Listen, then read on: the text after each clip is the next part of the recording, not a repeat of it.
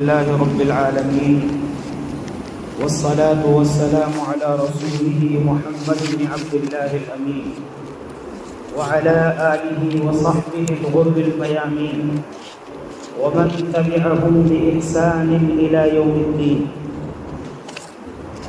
أما بعد فقد أخرج الإمام النسائي رحمه الله تعالى عن أبي سلمة بن عبد الرحمن قال رسول الله صلى الله عليه وسلم: إن الله تبارك وتعالى فرض صيام رمضان عليكم وسننت لكم قيامه فمن صامه وقامه إيمانا واحتسابا خرج من ذنوبه كيوم ولدته أمه أو كما قال عليه الصلاة والسلام.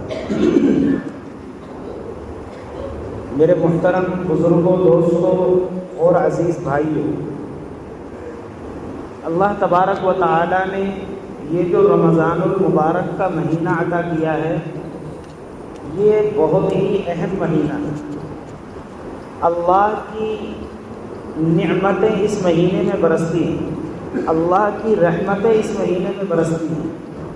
یہ کہہ لیجئے کہ نیکیوں کا موسم بہار ہے. جب ہم آقا علیہ الصلاۃ والسلام کی زندگی کو دیکھتے ہیں تو معلوم ہوتا ہے کہ آقا علیہ الصلاۃ والسلام دیگر 11 مہینے میں اتنی عبادت کرتے تھے کہ امی عائشہ صدیقہ رضی اللہ عنہا فرماتی ہیں حتیٰ تورمت قدماں، کہ آقا علیہ الصلاۃ والسلام دیگر 11 مہینوں میں اتنی عبادت کرتے تھے کہ آپ کے قدم مبارک پر ورم آ جاتا تھا. امی عائشہ کو یہ کہنا پڑتا تھا کہ آپ اتنی زیادہ عبادت کیوں کرتے ہیں.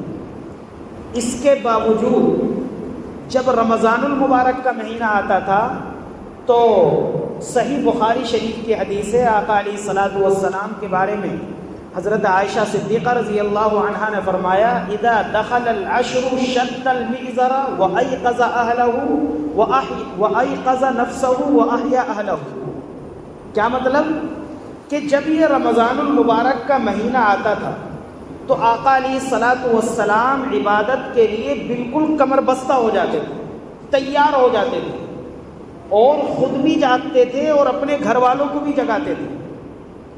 اور دوسری حدیث میں، یہ بھی بخاری شریف کی حدیث ہے، آقا علیہ الصلاۃ والسلام فرماتے ہیں، امی عائشہ فرماتی ہیں: کان رسول اللہ یجتہد فی العشر الاواخر ما لا یجتہد فی غیرہ، کہ جب اس رمضان کے مہینے میں بھی آخری عشرہ آتا تھا تو اس میں اتنی زیادہ محنت کرتے تھے اور اتنی زیادہ عبادت کرتے تھے کہ پورے سال میں کبھی اتنی عبادت نہیں کرتے تھے.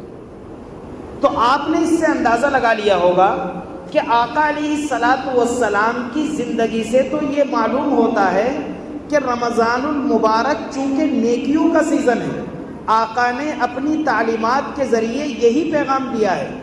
تو اب رمضان المبارک جب آئے گا تو ہر نیکی میں اضافہ کر دیا جائے گا، کسی نیکی میں کٹوتی نہیں کی جائے گی. یہ آقا علیہ الصلاۃ والسلام کے بارے میں صاف فرمان ہے.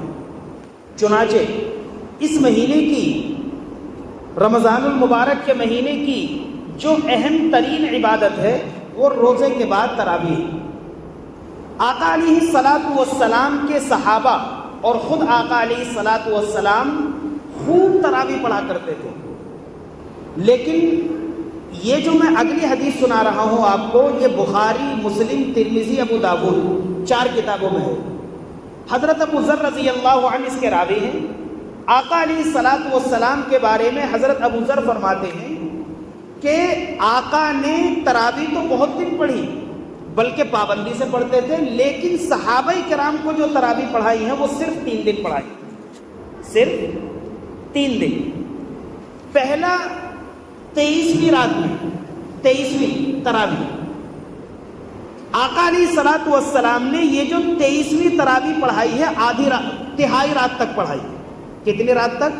تہائی رات تک. اب صحابہ کرام کو مزے آنے لگا. صحابہ کرام تو موقع تلاش کرتے تھے کہ کسی طریقے سے آقا کے ساتھ عبادت کا موقع مل جائے، آقا کے ساتھ ہمیں جو ہے کچھ لمحہ زندگی گزارنے کا موقع مل جائے.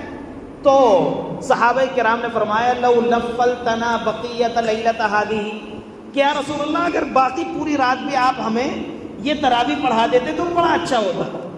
تو آقا علیہ الصلوۃ والسلام نے ایک فیصلہ فرما دیا، انہ من قام مع الامام، کہ جو شخص بھی کتب لہ قیام لیلہ، کہ جو شخص بھی امام کے ساتھ کھڑا ہو کر نماز پڑھے گا، تراویح پڑھے گا، تو اس کو پوری رات کھڑے ہونے کا ثواب مل جائے گا۔ اب آقا علیہ الصلوۃ والسلام نے 23ویں رات میں پڑھائی، 24ویں رات آتی ہے اس میں نہیں پڑھائی، پھر 26 میں نہیں پڑھائی، پھر 24 میں نہیں پڑھائی، اس کے بعد میں 25ویں رات میں پڑھائی۔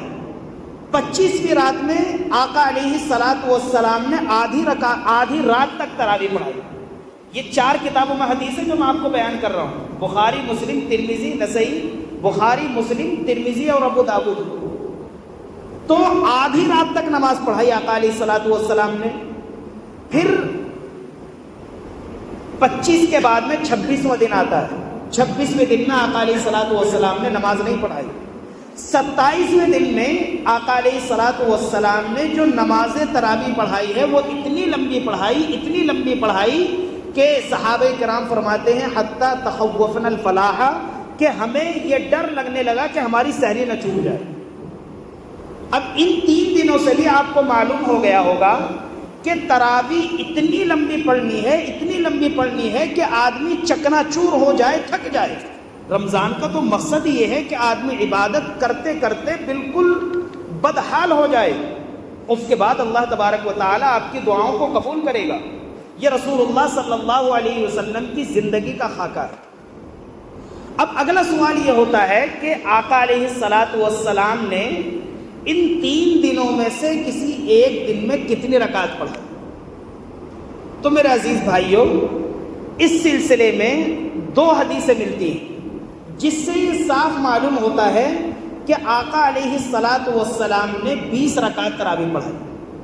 پہلے نمبر پر جو حدیث ہے، یہ حدیث ابن ابی شیبہ میں ہے، مصنف ابن ابی شیبہ میں حدیث نمبر ہے 7902، اور معجم اوسط میں ہے، امام طبرانی رحمۃ اللہ علیہ کی کتاب ہے، اس کا حدیث نمبر ہے 798، اور امام بیہقی رحمۃ اللہ علیہ نے اپنی کتاب سنن الکبریٰ میں اس کو ذکر کیا ہے، اس کا جلد نمبر 2 صفحہ نمبر 496۔ امام خطیب رحمۃ اللہ علیہ نے تاریخ بغداد میں ذکر کیا ہے، اس کا حدیث نمبر ہے 1976۔ یہ 4 کتابوں میں حدیث آئی ہے۔ کیا حدیث ہے؟ عن مقسم عن ابن عباس رضی اللہ عنہما ان النبی صلی اللہ علیہ وسلم کان یصلی فی رمضان 20 رکعتا والوتر، کہ حضرت مقسم ایک تابعی ہیں، وہ ابن عباس رضی اللہ عنہ کے حوالے سے فرماتے ہیں کہ آقا علیہ الصلوۃ والسلام رمضان میں 20 رکعت پڑھتے تھے اور پھر وتر پڑھتے تھے۔ تو اس سے یہ معلوم ہو گیا کہ آقا علیہ الصلوۃ والسلام نے 20 رکعت تراویح پڑھائی۔ یہ جو حدیث میں نے آپ کو سنائی 4 کتابوں میں، مصنف میں ابی شیبہ میں، معجم اوسط میں اور سنن بیہقی میں۔ اب اس پر ہمارے غیر مقلد بھائی اعتراض کرتے ہیں، یہ کہتے ہیں کہ جی یہ حدیث ضعیف ہے۔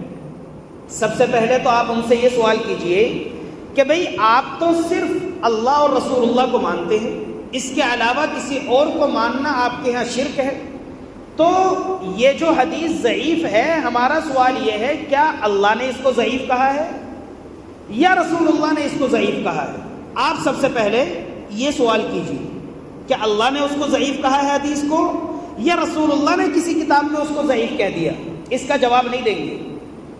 دوسری بات یہ ہے کہ اس میں ایک راوی ہے ابراہیم ابن عثمان، اس کے بارے میں کہتے ہیں کہ یہ راوی ضعیف ہے، حالانکہ بہت سارے محدثین ان راوی کے بارے میں فرماتے ہیں کہ ان کی روایت اور حدیث کو لیا جا سکتا ہے، ان کی حدیث کو لیا جا سکتا ہے۔ علامہ ابن عدی رحمۃ اللہ علیہ بہت بڑے محدث ہیں، اور ان کا فیصلہ چلتا ہے باقاعدہ، وہ فرماتے ہیں لہو احادیث صالحہ، کہ ان کی حدیث قابل عمل ہے، ان کی حدیث لی جا سکتی ہے۔ دوسری بات یہ ہے کہ ایک بہت بڑے غیر مقلد عالم ہے علامہ البانی، سبھی جانتے ہیں ان کو، کون نہیں جانتا ہوگا؟ آج کل تو باقاعدہ منصوبہ بنایا جاتا ہے کہ کسی طریقے سے ہر حدیث پر ان کا حکم نقل کر دیا جائے۔ تو علامہ البانی نے ان راوی کی 3 حدیثوں پر یہ حکم لگایا ہے کہ وہ حدیث صحیح ہے۔ سنن ابن ماجہ کی حدیث نمبر 1495، اس نمبر میں یہ راوی آئے ہوئے ہیں اور اس پر صحیح کا حکم لگایا. 1511 اور 2993 یہ 3 حدیثیں ہیں سنن ابن ماجہ کی، جس کے بارے میں خود غیر مقلدین کا فیصلہ یہ ہے کہ یہ حدیثیں تینوں صحیح ہیں اور ان تینوں حدیثوں میں یہ راوی ہیں. تو اب ہم یہ کہتے ہیں کہ جب تمہارے دربار میں تمہاری ذات کا کوئی مسئلہ ہو تو آپ اس راوی کو صحیح کہہ دیتے ہیں، اور جب ہماری دلیل ہوتی ہے تو آپ دھڑلے سے اس کو ضعیف کہہ دیتے ہیں. یہ کہاں کا انصاف ہے بھائی؟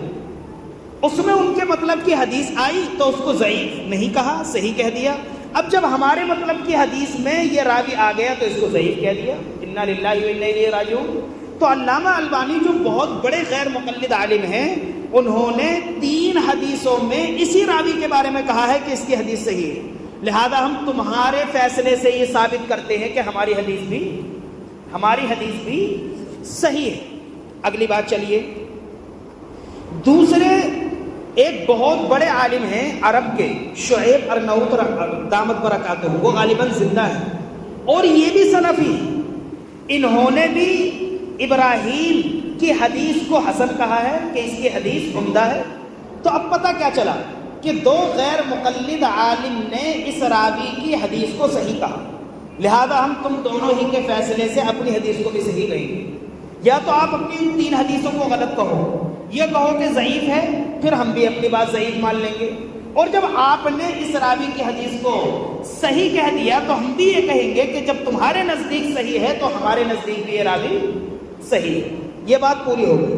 دوسری بات یہ ہے کہ دیکھیے، یہ جو ہم قرآن کریم پڑھتے ہیں، کیا آپ اس پر کوئی دلیل دے سکتے ہیں کہ رسول اللہ کے زمانے کا قرآن ہے؟ نہیں دے سکتے. بتلائیے، کوئی دلیل ہے کسی کے پاس؟ نہیں. اس لیے کہ یہ قرآن کریم تو ٹکڑوں پر اور پتھروں پر اور تختیوں پر لکھا ہوا تھا. اس کے بعد میں صحابہ کرام نے باقاعدہ مشورے سے ایک جگہ جمع کیا اور پھر اسی طرح امت مسلمہ اس کو نقل کرتی چلی آ رہی ہے. یہ امت مسلمہ کا نقل کرنا بہت بڑی دلیل. ہم یہ کہتے ہیں کہ زمانے نبوی سے آج تک، آقا علیہ الصلوۃ والسلام کے زمانے سے لے کر آج تک پوری امت مسلمہ نے جو تراویح پڑھی ہے وہ 20 رکعت پڑھی ہے. تو یہ بہت بڑی دلیل ہے، اور اس دلیل کی وجہ سے امت مسلمہ کے عمل کی وجہ سے بھی یہ معلوم ہو گیا کہ یہ حدیث صحیح ہے. اس لیے کہ اگر آقا علیہ الصلوۃ والسلام نے 20 رکعت نہ پڑھی ہوتی، میں آپ کو ابھی دلائل دوں گا، تو صحابہ کرام 20 رکعت نہ پڑھتے، تابعین 20 رکعت نہ پڑھتے، تبع تابعین 20 رکعت نہ پڑھتے، اور ہم تک 20 رکعت کی بات نہ پہنچتی. تو یہ امت مسلمہ کا کنٹینیو 20 رکعت پڑھنا یہ اس بات کی دلیل ہے کہ رسول اللہ صلی اللہ علیہ وسلم نے 20 رکعت پڑھا ہے. ورنہ آپ یہ کہیں گے کہ قرآن میں شک ہے. اس لیے کہ ہم تو یہ کہتے ہیں کہ قرآن رسول اللہ والا ہے، وہی ہے جو اللہ نے رسول اللہ پر نازل کیا تھا. اس کی سب سے بڑی دلیل یہی ہے کہ امت نے اس کو نقل کیا. آپ کوئی اور دلیل نہیں دے سکتے. سب سے بڑی دلیل یہ ہے. اسی طریقے سے تراویح امت نے نقل کی ہے، لہذا پتہ یہ چلا کہ تراویح 20 رکعت ہے، آقا نے 20 رکعت پڑھی ہے. یہ تو ہو گئی عقلی بات. اور آگے چلیے. اب آقا علیہ الصلوۃ والسلام کی زندگی سے یہ بات معلوم ہو گئی کہ آقا نے 20 رکعت تراویح پڑھی. اب زمانہ آتا ہے صحابہ کرام کا. سب سے پہلے آقا کے جو نائب بنتے ہیں وہ حضرت ابو بکر رضی اللہ عنہ. حضرت ابو بکر رضی اللہ عنہ کا زمانہ بڑا مختصر تھا، بہت شورٹ ان کو دور ملا. اب آپ کے زمانے میں دوسرے بہت سے فتنے کھڑے ہو گئے.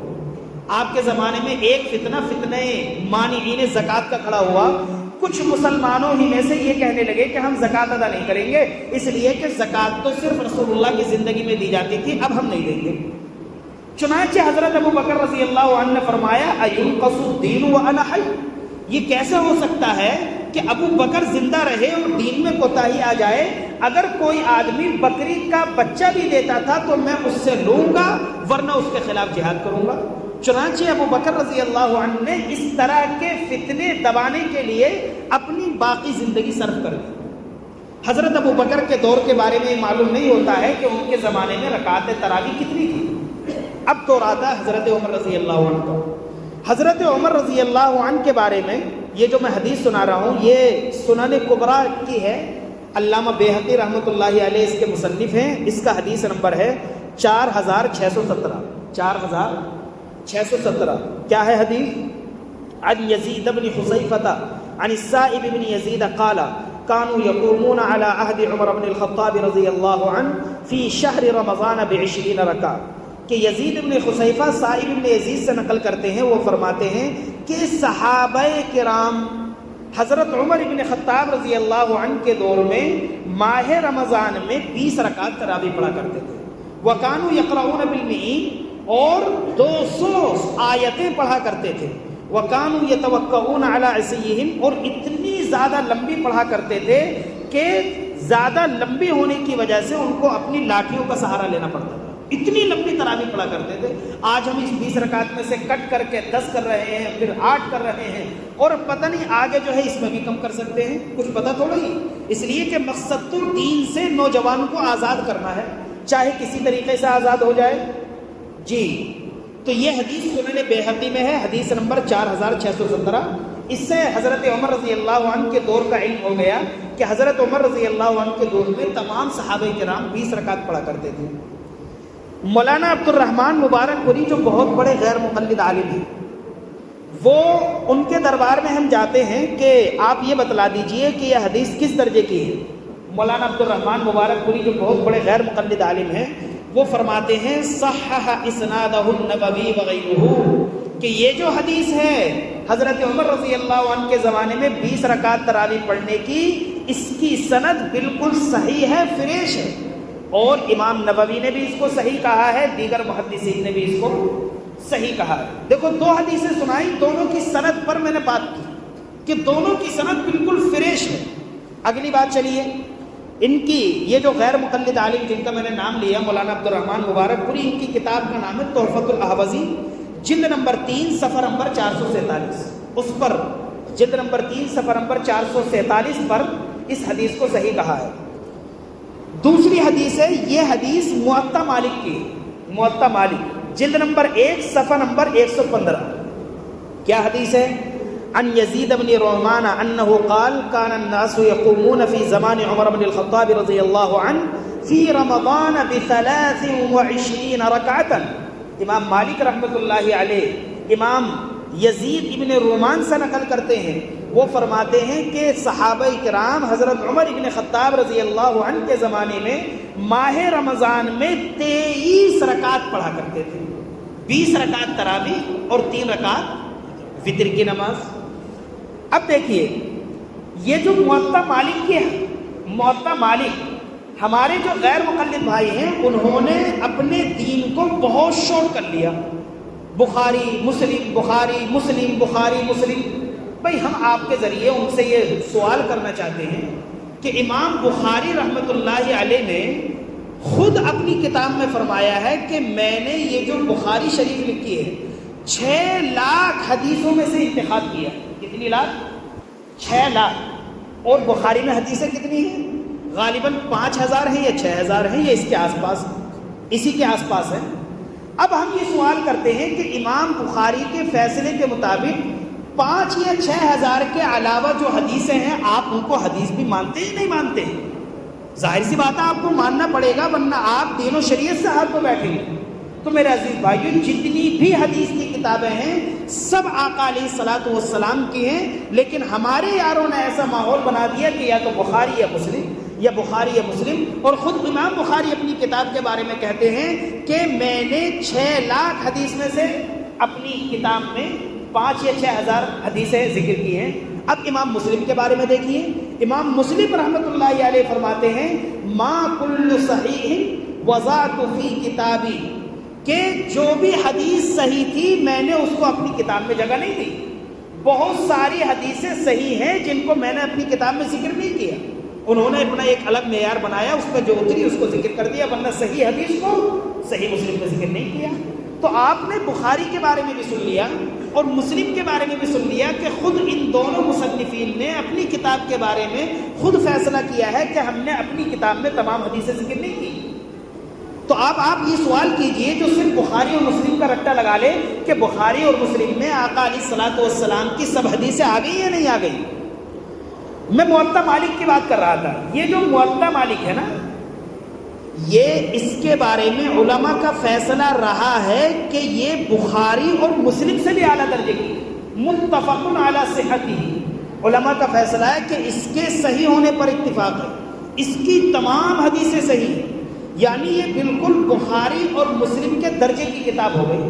اب موطا مالک میں آپ نے حضرت عمر رضی اللہ عنہ کے دور کے بارے میں سن لیا کہ وہ 20 رکعت تراویح پڑھا کرتے تھے، وہ 3 رکعت بھی تھی. اب حضرت عثمان رضی اللہ عنہ کا دور آتا ہے. حضرت علی کے دور کے بعد ہم بات ختم کر دیں گے چونکہ وقت زیادہ ہو گیا. حضرت عثمان رضی اللہ عنہ کے دور کے بارے میں آتا ہے، اس کا بھی حدیث نمبر 4617 ہے، سنن بیہقی کی روایت ہے. وَكَانُوا يَتَوَكَّئُونَ عَلَىٰ عِصِيِّهِمْ فِي عَهْدِ عثمان بن عفان رضی اللہ عنہ فی من شدت القیام. کہ حضرت عمر کے زمانے میں جس طریقے سے 20 رکعت ہوتی تھی، حضرت عثمان کے زمانے میں بھی 20 رکعت ہوتی تھی، اور لوگ زیادہ دیر تراویح کی وجہ سے اپنے عصاؤں پر سہارا لگا لیا کرتے تھے حضرت عثمان رضی اللہ عنہ کے دور میں.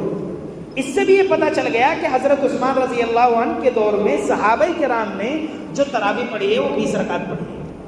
اب آتا ہے حضرت علی رضی اللہ عنہ کا دور. حضرت علی رضی اللہ عنہ کا دور آتا ہے. اب ہم حضرت علی رضی اللہ عنہ کے بارے میں دیکھتے ہیں کہ ان کے دور میں کتنی رکعتیں تھیں. یہ جو میں حدیث سنا رہا ہوں یہ حدیث مسند الامام زید میں ہے، صفحہ نمبر 159. کیا حدیث ہے؟ حدثني زید بن علی عن ابیہ عن جدہ عن علی انه امر الذي يصلي بالناس صلاة القيام في شهر رمضان ان يصلي بهم 20 ركعة يسلم في كل ركعتين ويراوح ما بين 4 ركعات. یہ دیکھیے، یہ امام زید ابن علی اپنے باپ حضرت علی، یہ اپنے دادا حضرت حسین رضی اللہ عنہ اور یہ اپنے والد حضرت علی رضی اللہ عنہ سے نقل کرتے ہیں. یہ سند اتنی فریش ہے کہ اس سند کو سند اہل البیت کہتے ہیں. اس سند سے جو بھی حدیث آتی ہے محدثین کا اتفاق ہے کہ اس کو قبول کیا جاتا ہے. بالکل فریش روایت ہے. اب کیا فرماتے ہیں؟ حضرت علی رضی اللہ عنہ کے بارے میں آتا ہے کہ انہوں نے امام کو رمضان المبارک کے مہینے میں حکم دیا کہ وہ لوگوں کو 20 رکعت پڑھائے. کتنے رکعت؟ 20 رکعت. 20 کہتے ہیں 20 کو. جب 20 آ گیا سمجھ لیجئے کہ وہ ہماری دلیل ہے اور حدیث میں 20 رکعت کا ذکر ہے. دوسری جو روایت ہے وہ سنن بیہقی، سنن کبریٰ للبیہقی میں حدیث نمبر 4621 4621 عن ابی سعید البقال عن ابی الحسن ان علی بن ابی طالب امر رجلا ان يصلي بالناس 5 تراویحات 20 رکعتا. کہ ابو سعید البقال ابو الحسنہ سے نقل کرتے ہیں کہ حضرت ابو علی ابن ابی طالب رضی اللہ عنہ نے امام کو حکم دیا کہ وہ لوگوں کو 5 تراویح کے ذریعے 20 رکعت نماز پڑھائے. اب دیکھیے، آقا کے دور کا علم ہو گیا کہ 20 رکعت پڑھائی، اور وہ سند میں نے آپ کے سامنے بیان کی ہے جس کے بارے میں 2 غیر مقلد کہتے ہیں کہ وہ صحیح ہے. حضرت ابو بکر کے دور کا پتہ نہیں، حضرت عمر رضی اللہ عنہ کے دور میں 20 رکعت، حضرت عثمان رضی اللہ عنہ کے دور میں 20 رکعت.